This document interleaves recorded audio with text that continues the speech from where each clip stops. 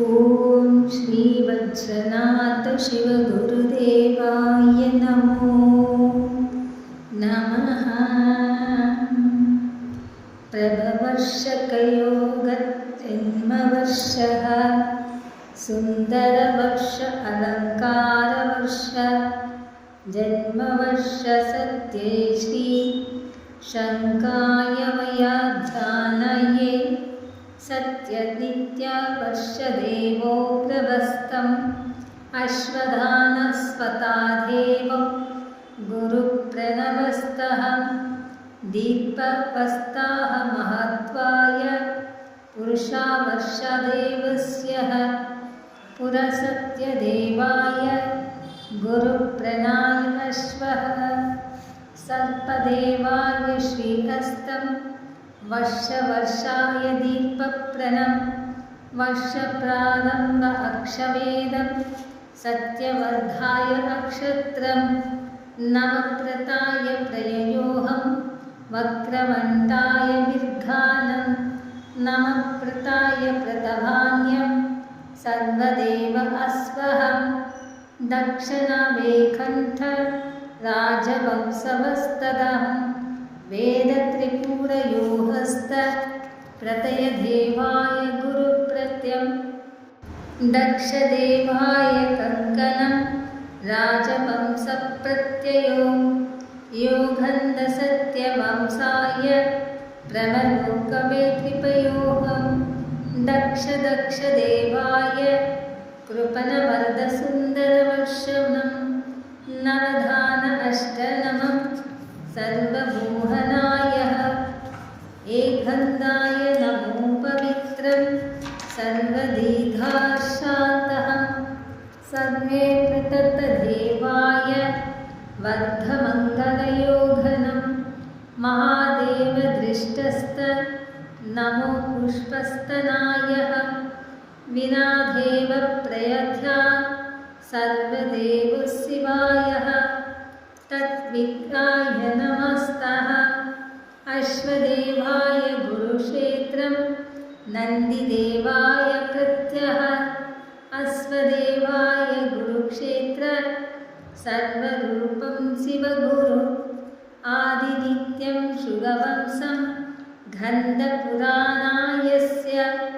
रुद्रवंशप्रचलनाथः महास्वपर्शहायः सिंहवाहन अस्तार्धं शक्तिपीठरूपम् सर्वप्रभादेवस्य महादेवतं स्तनम् आर्कण्ठदेवाय गुरुप्रत्यं वर्धदेवाय शास्तहम् ओङ्काररूपं शिवगुरु प्रत्यप्रताधनायहं कृगदेवाय गुरुप्रणं शास्त अस्ताय प्रयोयोहं प्रणतनादाय जन्मष्टं सर्वगुरुप्रतायः तद्वेदाय शङ्कर हर हरदेवप्रियं महादेवसुखवर्धनं महादेवाय नमः शिवम् ॐ महादेवाय तद्रूपं शिवगुरुदेवो वर्षवर्षान्तशास्ताः प्रिययोगन आदिनित्यं सुन्दरनादवाहादेवं कङ्कवदनाय कुङ्कक्षेत्रम् अलङ्कारवर्षरूपाय नित्ययोगाय वेदः आदिनित्याय जगद्देवो परमात्मशिवायः एकन्तरूपं शिवायः महादेवाय नमः शिवम् आराध्यपुष्पमहाशिव वेदवाक्यं श्रीमङ्गलं कृपणतरुणाय नमः शिव गुरुप्रणाय अष्टाधनाय भक्तवत्सलाय गुरुप्रणं प्राणप्राणाय जगद्वेदं महादेवाय शिवगुरु पञ्चशास्ताय नमः शिव आदिनित्याय योगस्थ परमात्मवे नमो भगवते अश्वदेवाय श्रीहस्तं महादेवतं करुणाकर आदिनित्यं जगद्वेद योगपुष्पं महाशिव अष्टदेवाय नमः प्रभु आदिनित्यं गुरुराज आदाकराय नमः शिव योगदेवाय अमृतः गंगादेवी श्रीमहस्त पुण्यजलदेवाय नमो ॐ महाशिवाय नमः प्रभु अष्टदेवाय श्रीकार्य महादेवत शिवगुरु प्रतवदेवाय नमः शिव आदिनित्यं जगद्वेदं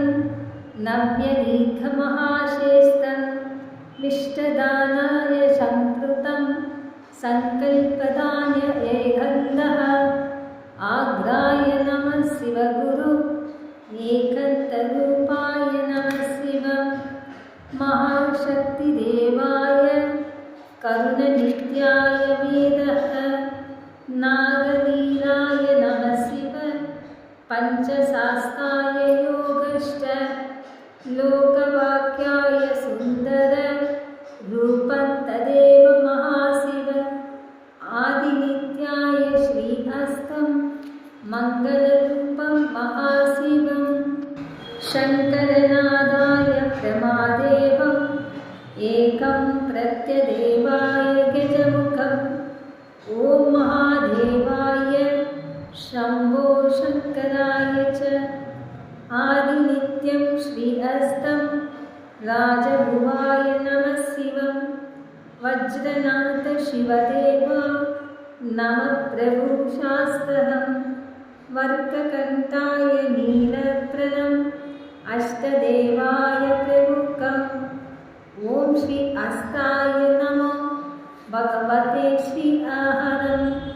महत्वयोगाय पुरुषाय तत्वेदाय कृपत्याः एकन्दाय नमो प्रभुवे शास्त्रनाम प्रत्वः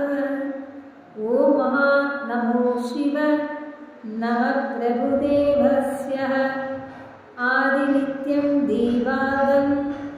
महादेवतस्तनं महानित्य अभिषेकनाधनं महानित्यं महादेवतायहं महानित्यं पुष्प अलङ्कारं महानित्यं जगत् अष्टदः ॐ नमः शिवाय नमः प्रदम् अश्वदेवाय श्रीहस्तः महादेवतं श्रीमङ्गलम् आदिनित्यजगद्वेदं महानित्ययोहस्त सर्वेश्वर अनुग्रहाय ॐ महादेवाय नमः प्रभु शिव शिवाय गुरुवेदम् ओंकाररूपाय जगद्वेदं महादेवतं श्रीमङ्गलम् ॐ महावेदज्ञानः वेदस्य आहः तद्वेदाय नमो भगवते श्रीमङ्गलम् एकं प्रत्यदेवाय यागकुटुम्ब अस्तः देवप्रणाय अष्टदम् एकमङ्गलध्यानस्य आराध्यानाय परिपूर्ण महादिव्यवंशः नित्यप्रणाय शास्त्रहं मङ्गलरूपाय अमृतम् एकं प्रत्यदेवाय नमः शिवाय प्रयोहस्तनम् ओंकाररूपं शिवगुरो अश्वदेवाय श्रीमङ्गलम् वज्रनाद शिवगुरुदेवो महादेवतप्रयास्तनम् ॐ शर्वस्तनाय नमः शिवं गुरुप्रणाय प्रमलोकम् आदर्यानाय पवित्राय कमलयोः पुष्पास्तनं शङ्खदेवाय शास्तः शङ्खविराधान्यहम् ॐ शिवगन्धस्वताय पवित्राः आदिनित्यं जगद्वेद